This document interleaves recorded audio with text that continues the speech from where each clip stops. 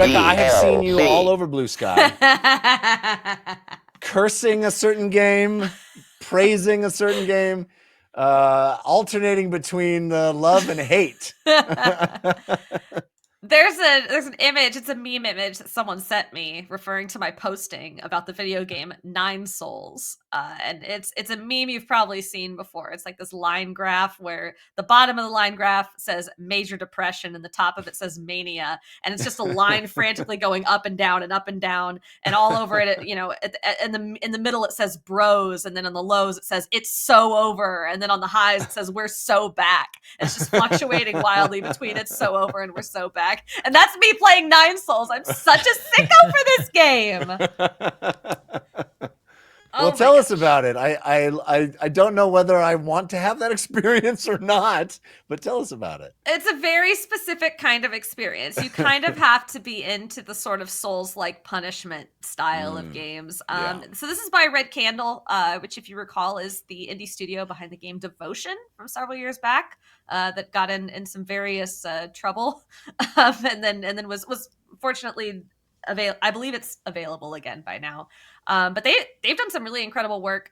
So Nine Souls is a ultra challenging sort of Metroidvania situation. If you like Hollow Knight, like sort of visually, this is quite similar. Play style wise, it's somewhat similar. But it also very much borrows from Sekiro.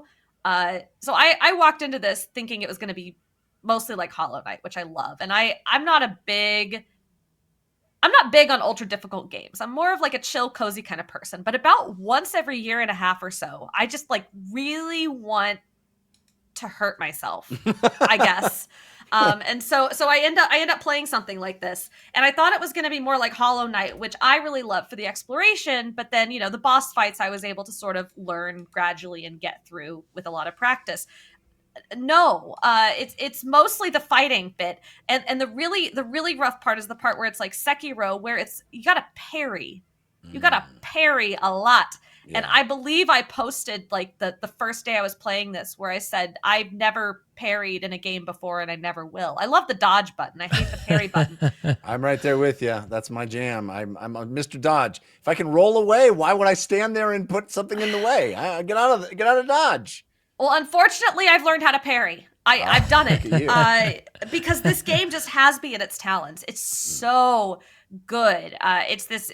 The plot is very sort of intricate, but you're this little cat person running around basically this giant spaceship, trying to defeat the Nine Souls. You are the 10th soul. You're trying. They're SOL.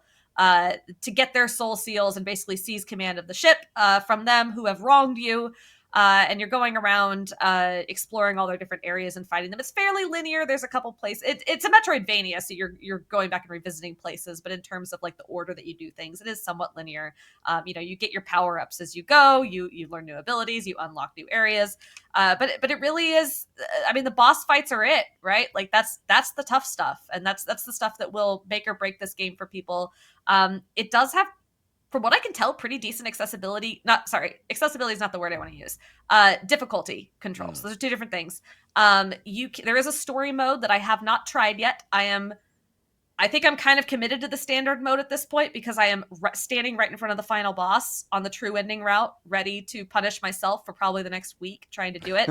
But there is a story mode, and then there's also sliders in the menu to turn down the damage you receive all the way to like 1% and turn up the damage you do all the way up to 1,000. So if you just want to experience it, the art style is beautiful. The music is phenomenal. I wish more people had played this because I think it would get some Game of the Year nominations, like especially for music, if people had just played it, but they did not. Yeah, it's incredible. It's like, I think I'm like about 32 hours in right now. It'll probably be closer to 35 or more by the time I finish it because I hear the final fight is just a doozy.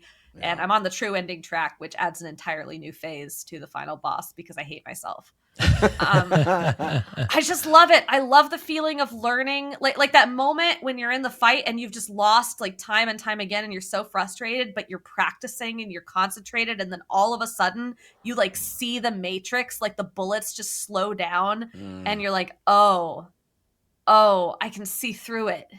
Like like I think there were a couple of fights where I think I saw God. Just Well, hey, that's high praise indeed. Yeah. High praise. good. Very cool. I think didn't Taramina talk to us about this game, Christian? I feel like it was one of his recommendations as well. But I've heard some people talking about this, and it popped up on a Steam sale recently as well. It's called Nine Souls, and it is the best / worst thing that's happened to Rebekah this year. Yeah. I believe it's also on Game Pass.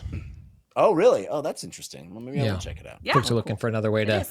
jump in and hate themselves. You can do it with your with your Yeah, you do it with subscription. your subscription. There you go.